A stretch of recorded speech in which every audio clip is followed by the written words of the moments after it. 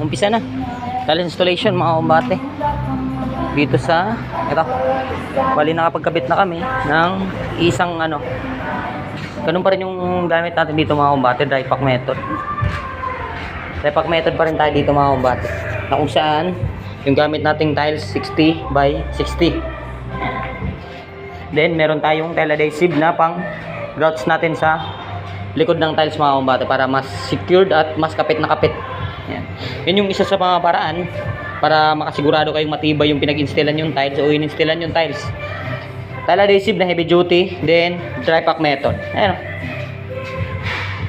Dito to sa Pera MPC mga kumbate. Okay? Bali to yung project na to, kang paring Kearney pa rin to mga kumbate. Tayo yung naatasan o nabigyan ng pagkakataon na tayong magkabit nito mga kumbate. Yan.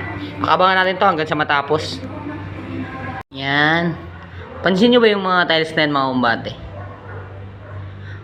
Magkakapares lang yan ng sukat, pero magkakaiba sila ng kulay. Yan.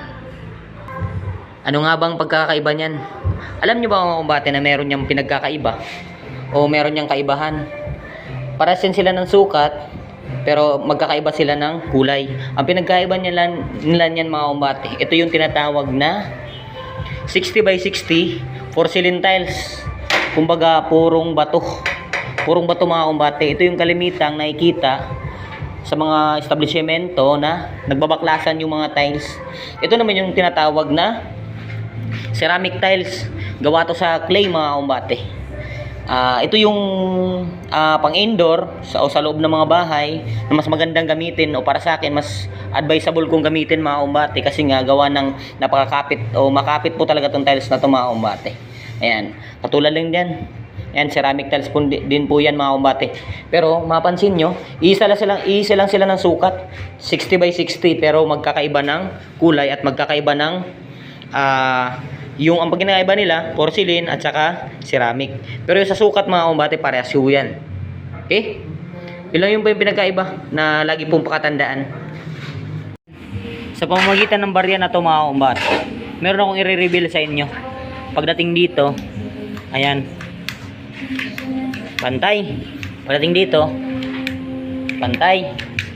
Pantay. Pagdating dito, ayan, bangga. Yan yung isa sa mga dahilan mga kumbate na walang perfecto sa pagdating sa pag-i-install ng tiles. Yan yung laging pakatandaan. Ang tinitignan ng bawat mga installer o kahit ano pa man yan, o mga engineer, architect, yung mga kantuhan o dito sa may bikat na to mga kumbate. Dito sa may corner. Ayan. Dito. Pero yung gitna niyan, hindi talaga yung tinitignan. Ayan o, bangga. Kasi nga, nakatiko yung mga tiles, hindi talaga 100% na tuwid yan. Yan. Yun yung i-reveal ko sa inyo mga kumbate na pagdating sa pag-i-install hindi po 100% na straight or tuwid yung tiles mga kumbate. Ang mahalaga, yung dito lang po sa may bikat niya, dito sa may kanto niya. Ayan. Yun yung pinakamahalaga niyan mga kumbate. Yung gitna, magpantay lang dito. Yung gitna, kahit hindi na yun magpantay, saka dito magpantay lang, okay na yan.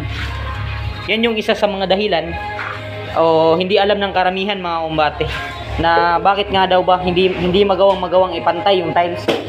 Dahil yan dyan mga kumbate. Yung tiles hindi 100% na tuwid yan. Ayan. Okay? Ayan, patapos na. Kung saan naglilinis na kami. Ayan. Gamit yung basahan at tubig mga kumbate. Ay, makikita mo rin yan. Yan yung isa sa mga accent na gusto ng client natin mga kumbate. Na gusto nila na meron daw gray sa may part ng gitna, kaya ginawa ng tropa. Ito, mapansin nyo, dalawang buo. Pagdating din dito, dalawang buo. Then naka-sentro yung gray. Din dito rin, dalawang buo at kalahati. Pagdating din doon, dalawang buo at kalahati. Yun lang yung pamamaraan na para ma-insakto mo o mailagay mo sa maayos yung accent na yan nasa mga part ng gitna. Yun lang. Kunin mo lang yung sukat ng both side mga kumbate. Kunin mo yung sukat dito at kunin mo rin yung sukat dito para malaman mo kung ilang latag yung tiles yung kailangan at ma-analyze o mailagay mo ng maayos mga kumbate yung sukat ng bawat tiles mga kumbate at maisentro mo yung yung accent mo kung meron man sakali. Kung wala, dire-diretso lang po yung pag-i-install ninyo basta magbumula o magle-layout man kayo, nasa libilado at eskwalado lang po yung